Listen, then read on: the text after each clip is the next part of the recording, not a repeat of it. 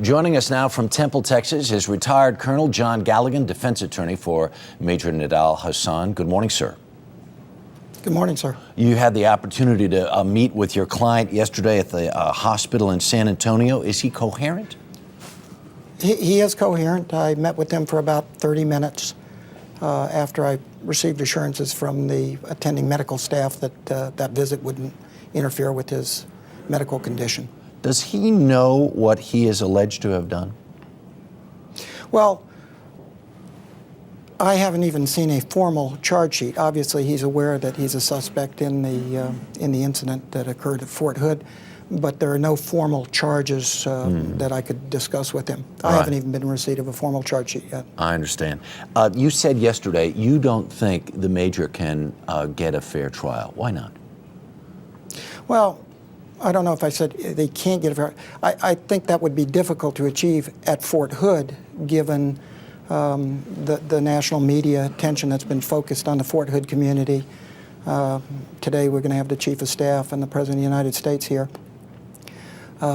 Anytime you've got a high-profile case, as this one is, concerns about a fair and impartial jury and where that can be found is going to be present in any defense counsel's mind, and it should be present in the mind of even the prosecution, because we all want to ensure that a fair and just trial occurs. Right. The military feels like the major acted alone. That's why this is going to be a military trial. Yet at the same time, we know now that he has exchanged these many messages with this radical cleric named Anwar al-Awlaki.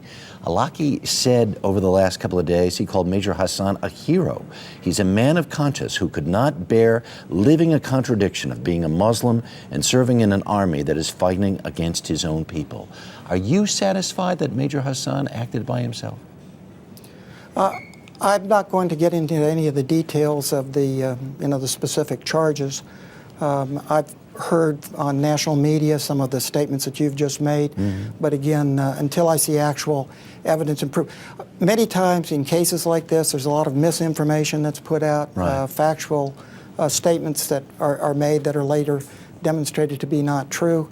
We're early on in the pretrial stage of the court-martial process, and I think it'll be an eye-opener for many Americans who don't understand the military justice process. The pretrial discovery is still down the road. Sure. As I said, we don't even have a formal charge sheet right now. I understand. Is it possible the government... Go ahead. Go ahead. I said my main purpose in meeting with Major Hasan yesterday was to at least formally introduce myself to him, and I was accompanied by his military defense counsel, Major Christopher Martin. All right. Is it possible the government failed to defuse a ticking time bomb, and might that end up being part of your defense?